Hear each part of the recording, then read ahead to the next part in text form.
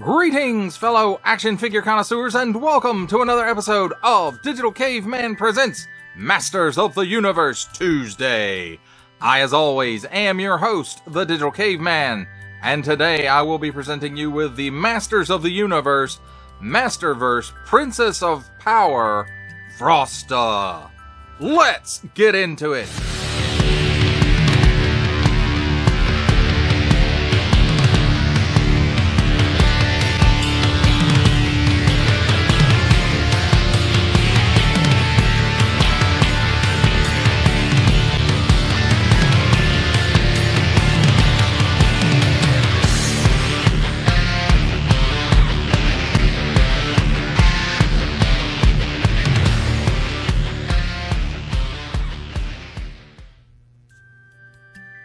Let's begin by taking a look at the packaging.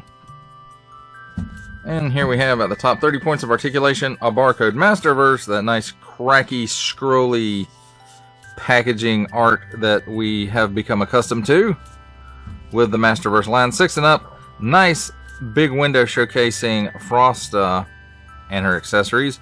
Princess of Power, Frosta, Mattel.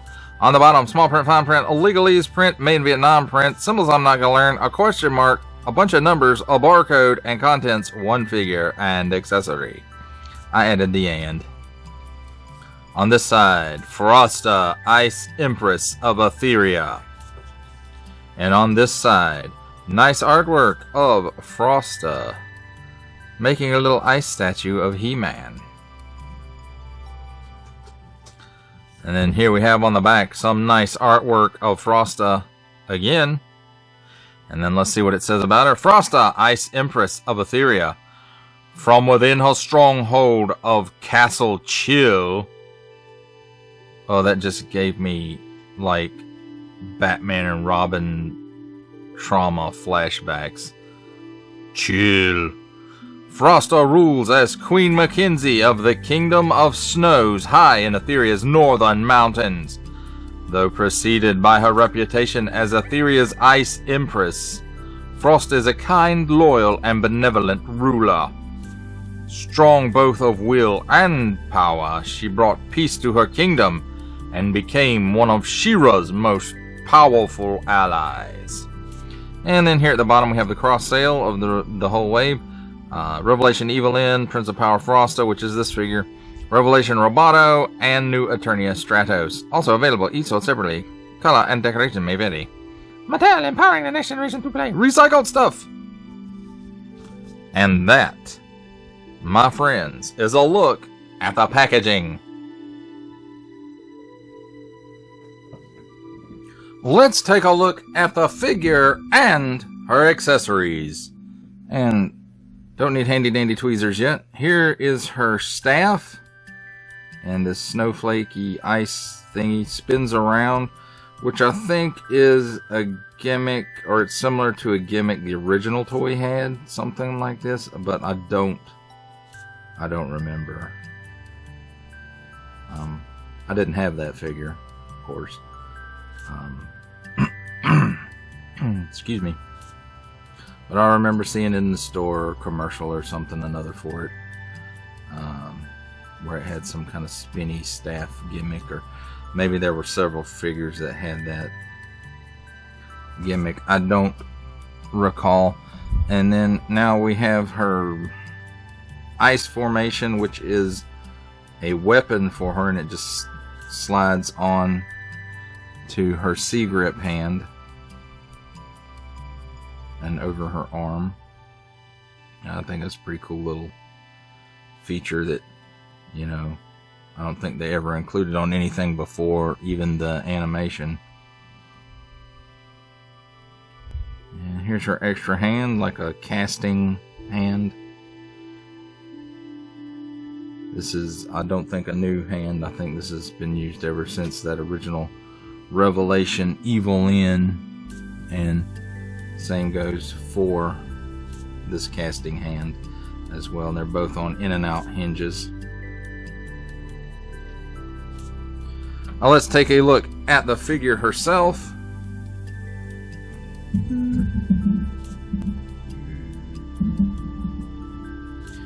And I have to say, it's a pretty nice looking figure. I was on the fence for a little while as to whether or not, you know, how deep I was going to go into the Princess of Power subline of Masterverse, but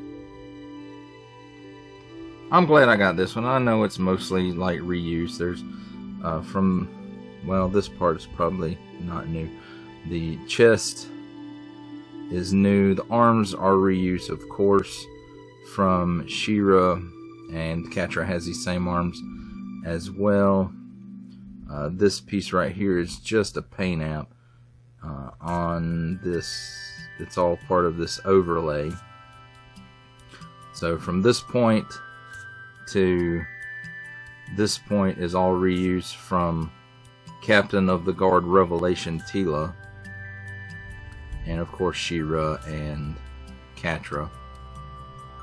And then from the chest up is new, the head is new, and this part is new. The feet are probably reused as well. Now, I have to say, she has a nice paint out on her face. She does look like, you know, her face looks like she's been out in the cold. Nice paint for the eyes and the lips. And the hair is especially icy looking. It's all in this translucent plastic, and it has, you know, some paint highlights here and there till it gets to the top of the head, where it's, you know, fully painted, so you can't really see through it at the head. But, you know, the further down you get, the more translucent the hair gets, and I think that's pretty cool. And, you know, the paint with the highlights and stuff in the hair anyway, it looks really cool. And nice sculpted detail across here, the paint apps. That's all nice, and again, this is all overlay right here. And then, well, I take it these might be new pieces, because I thought this was just painted on, but it is actually sculpted in to the leg. So it's probably a retool of the leg, and I'm sure they'll probably reuse it again. And look, the paint apps and design even come around to the back, so that's really cool when they don't skimp out and do that. Now this neck piece that holds the cape, that's the same as She-Ra's. The cape, of course, is not the same as She-Ra's. It's the same material, same type of material, and it really would have benefited from some wire in it, of course, to give it a little more life. It just, you know, as these capes go without the wire, they're just flat and drab, or they're made of plastic and look flowy but don't move. Well, let's take a look at her articulation. Of course, because of her hair, she can't really look up. She looks down that far. She does have some chicken neck. She's got waggle in there, and the hair makes it hard, but she can do the full exorcist. Just have to watch out for these front parts of the hair. They will get hung. At the shoulder, comes out better than 90 degrees. Full 360 degrees of rotation. Cut here at the upper bicep for another 360 degrees of rotation.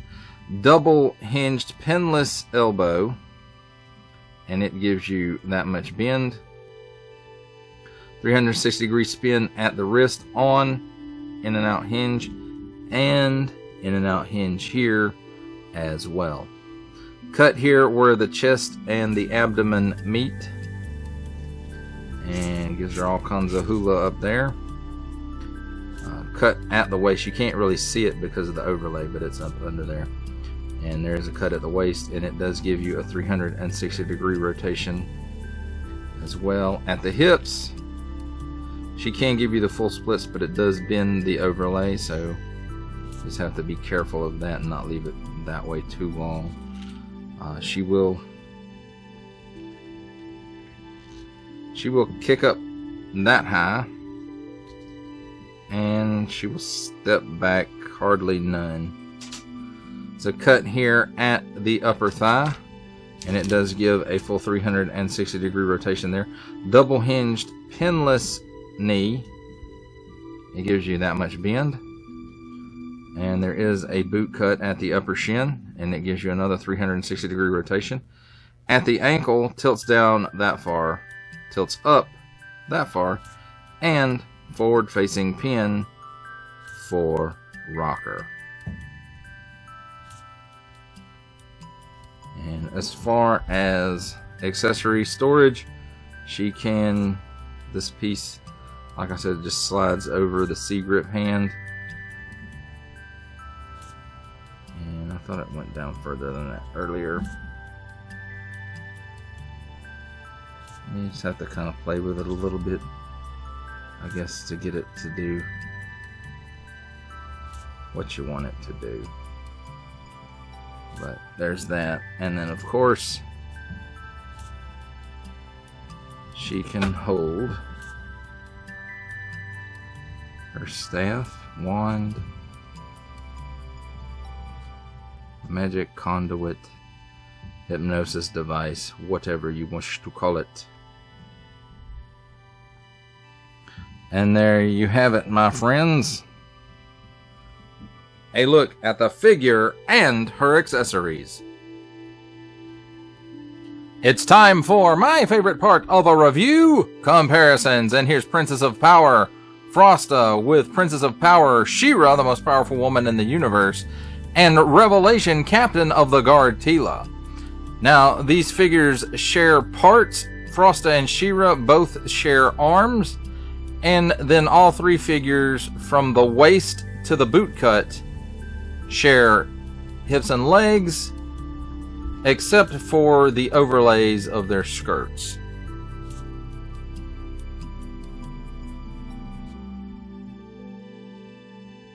Here's Princess of Power Frosta with Princess of Power Catra, of whom they share arms, and from the hips to the boot cut, legs and hips, except for the skirt overlays. And then we have Princess of Power Hordak, just because Hordak.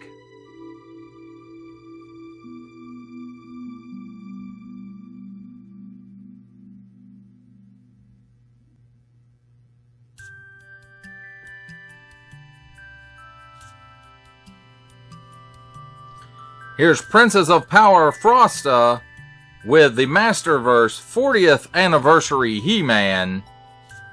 And to see how she starts comparing up with other lines from the Marvel Legends series, we have, making his cameo appearance, Stan the Man Lee.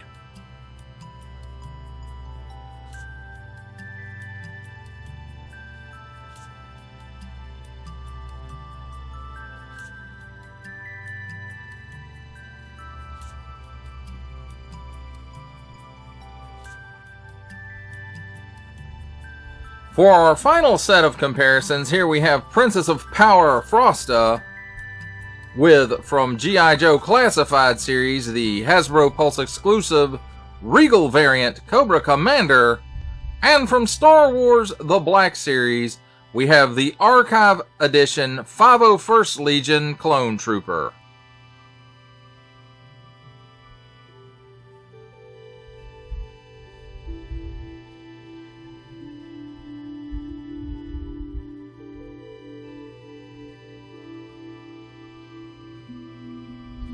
For final thoughts on the Masters of the Universe Masterverse Princess of Power Frosta, I have to say, this is a nice looking figure. You know, I'm not all that familiar with Frosta, other than I think she had a few appearances in the Filmation cartoon, and that she has ice powers. That's basically all that I really remember about Frosta.